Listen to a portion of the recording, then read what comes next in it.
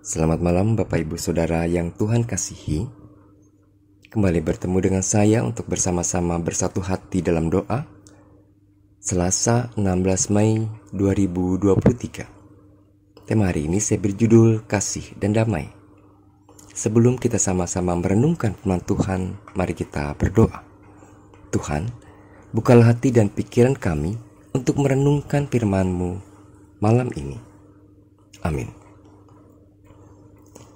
Bacaan Alkitab kita diambil dari 1 Petrus 3 ayat 8 sampai ayatnya yang ke-12.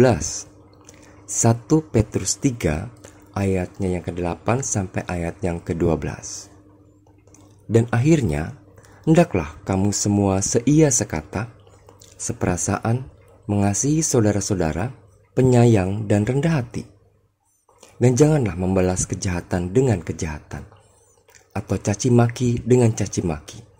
Tetapi sebaliknya, hendaklah kamu memberkati, karena untuk itulah kamu dipanggil, yaitu untuk memperoleh berkat.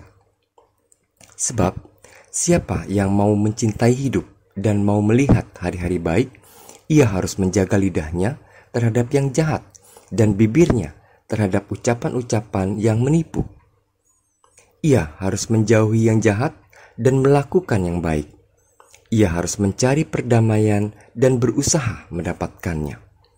Sebab mata Tuhan tertuju kepada orang-orang benar, dan telinganya kepada permohonan mereka yang minta tolong.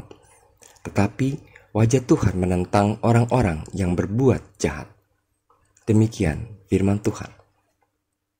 Saudara-saudara, surat Petrus ini ditujukan kepada orang-orang Kristen di 5 daerah, yaitu Pontus, Galatia, Kapadokia, Asia Kecil, dan Bitinia. Isi surat ini meliputi beberapa hal, antara lain keselamatan yang terkait etika, relasi dengan sesama orang Kristen, penatua, kekudusan, juga tentang hidup dalam penganiayaan.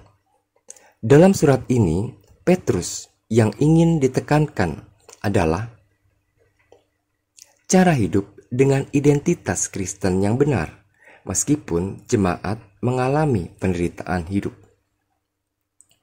Pada bagian ini, Petrus menjelaskan beberapa hal mengenai relasi dengan sesama orang Kristen, termasuk dalam konteks keluarga. Yang pertama, sikap terhadap sesama orang Kristen. Di sini, Petrus menekankan tentang prinsip hidup dalam kasih yang tercermin dalam 5 hal, yaitu seia sekata atau homofron, seperasaan atau sumpates, mengasihi saudara-saudara Philadelphoi, penyayang eusplachoinoi, rendah hati tapeinophrones dalam bahasa Yunaninya. Kelima hal ini, jika diterapkan, jemaat yang saat ini sedang dalam penderitaan, hal ini pasti sangat meringankan. Mereka tentu dapat bertahan, saling menopang, dan saling menguatkan. Hal yang kedua, sikap terhadap orang-orang non-Kristen.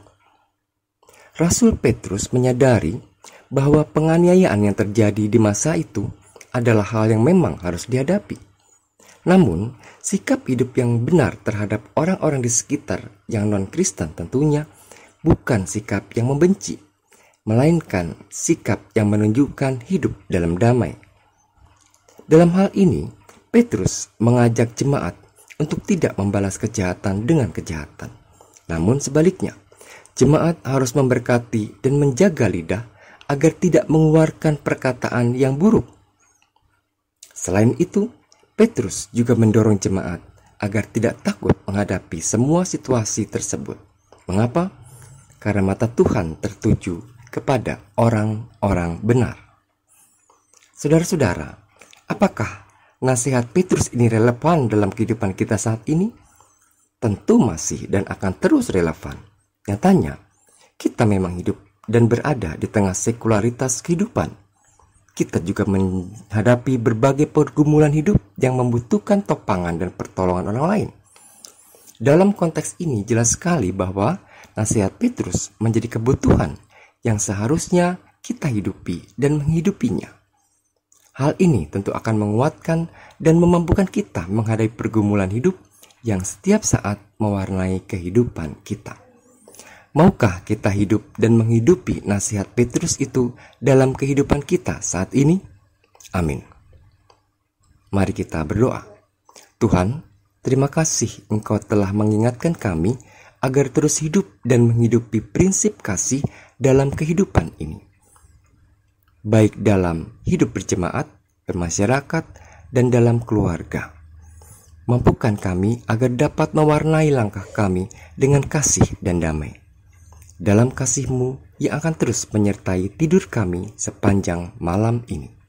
Amin.